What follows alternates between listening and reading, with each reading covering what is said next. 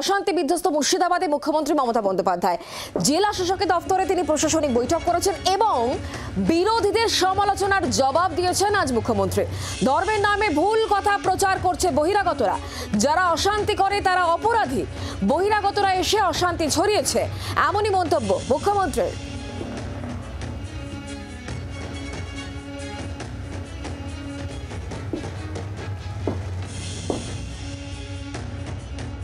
বহিরাগত কিছু লোক এসে ধর্মের নামে বিধর্ম কথাবার্তা বলে, আমি কোনো কমিউনিটিকে এর জন্য দোষ দেবো না, কয়েকজন ধর্মীয় নেতা সেজেছেন যারা যখনই পালে বাঘ পড়ে, পালে বাঘ না পড়লেও তারা বাঘ বাঘ করে চিৎকার করে রাজনৈতিক ফয়দা নেয় এবং তারাই কিন্তু দাঙ্গা ঘটিয়ে সবচেয়ে আগে পালিয়ে যায়।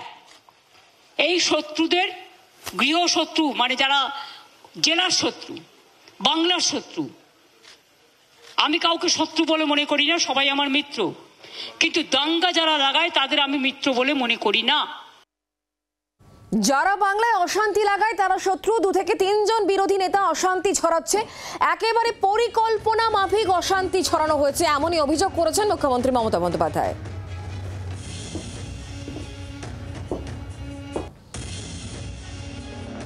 দুটি তিনটে লোক আছে যারা এই গন্ডগোল পাকাচ্ছে, তারা নাকি বিরাট বিরাট ধর্ম নেতা, মানে ধর্মের নামে বিধর্মী নেতা, অনেক বড় বড় কথা বলেন।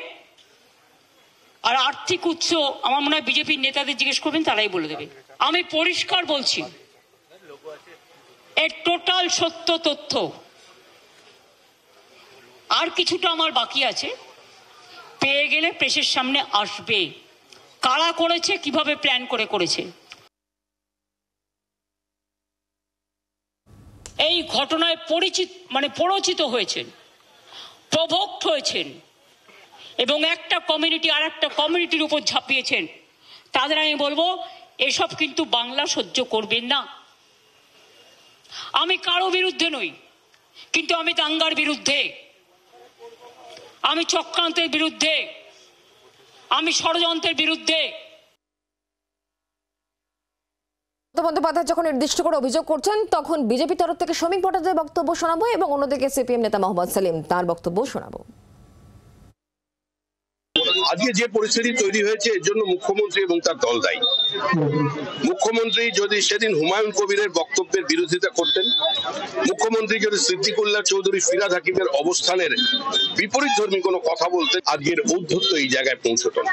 মুখ্যমন্ত্রী বলতে পারবেন হিন্দুদের কোনো মঞ্চে গিয়ে যে যারা ওখানে পাথর ছুঁড়েছিল, যারা এটাকে দারুল হার্ব বলছে, তাদের ধর্ম নিয়ে একটা শব্দ উচ্চারণ করতে পেরেছেন কোনোদিন? বাংলার সংখ্যাগরিষ্ঠ মানুষ আগে ঐক্যবদ্ধ নিজের নিরাপত্তার স্বার্থে।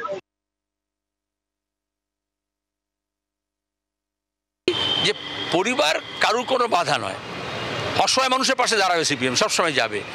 এবার বিজেপি অনেক যদি টাকার গরম আছে, তাহলে আমি কি করতে পারি, অন্য কেউ কি করতে পারে? কি মমতা ব্যানার্জি যে রাজনীতি, শুভেন্দু তো সে একই রাজনীতি, টাকা দিয়ে পুষিয়ে দেবো। আমরা কখনোই মৃতদেহকে নিয়ে, মৃত পরিবারকে নিয়ে এই রাজনীতি করিনি।